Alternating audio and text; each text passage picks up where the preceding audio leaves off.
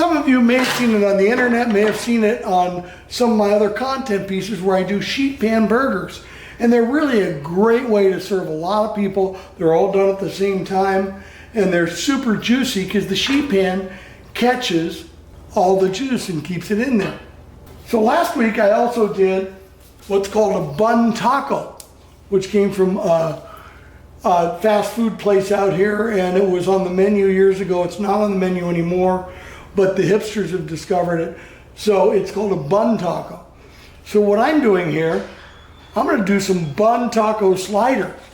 So let's put 2/3 of water, 2 packets of this Siete taco mix, because I really like it. Now while I'm putting it in this blender, I want to break up the clumps, but then I want to take a classic for making queso and everything, Rotel. So we're going to put not a lot of the juice, we're going to put some tomatoes and peppers in there, just to kind of liven it up a little bit. Blend it up really good. That should do it. Now I have 2 pounds of ground beef here, and I'm going to slowly but surely fold the taco into the meat. I want to make sure it's just sopping wet with this flavor. Now this is going to be a super moist sheet pan, because the deal with the sheet pan is, as I told you, it's very juicy because the sheet pan traps all the moisture, all the liquid that's in the burger. On a grill or a griddle, it gets reduced down, it hits the flames. There's one other thing you always have to do, and that's some hallelujah. Want to get some more salt in there, some more jalapeno flavor. Mix it up good. Okay, let's assemble. A little spray oil, and then I got some very thin sweet onions. I'm gonna let them coat the bottom of the pan. I've got my Mac grill heated up to 400. So see these onions, and that onion juice is gonna permeate the taco meat, and it's just gonna make people so happy. Now the next thing is super thin jalapeno. You know, it's almost like I cheated and pre-measured this.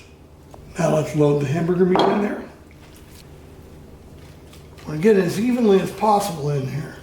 Now this will cook for about 20 minutes in the cooker, and then I'll put some cheese on top to melt it, and then we'll assemble them using King's rolls, but not the Hawaiian sweet rolls, the butter savory ones. Now it'll shrink a little bit too, which is good because the buns are just a little bit smaller than this.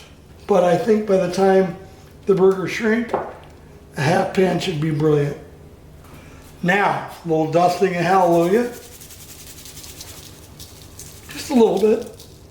Go out on the cooker and I'll be back and I'll do some more work to get ready to assemble it. It's pretty simple though, and the great thing about a crowd is you fix 1 pan, 2 pans, 3 pans, you're feeding everybody. You're not juggling burgers and all that. So I'll see you out by the cooker.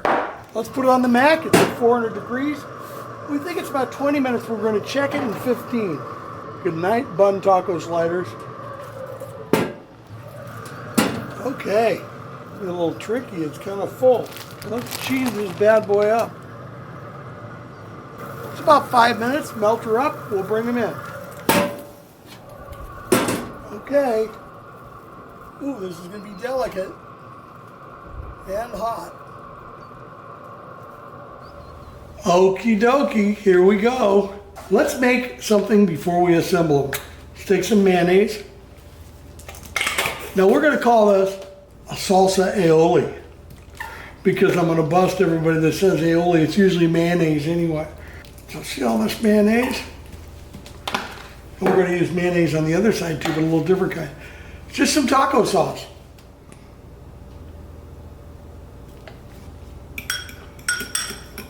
If it's too white, it's going to taste too much like mayonnaise.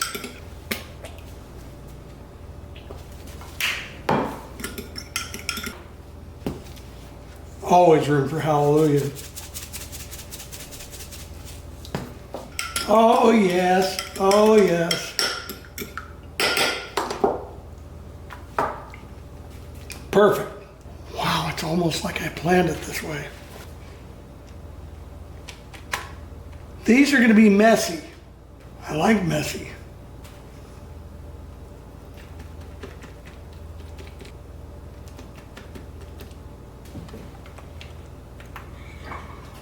this.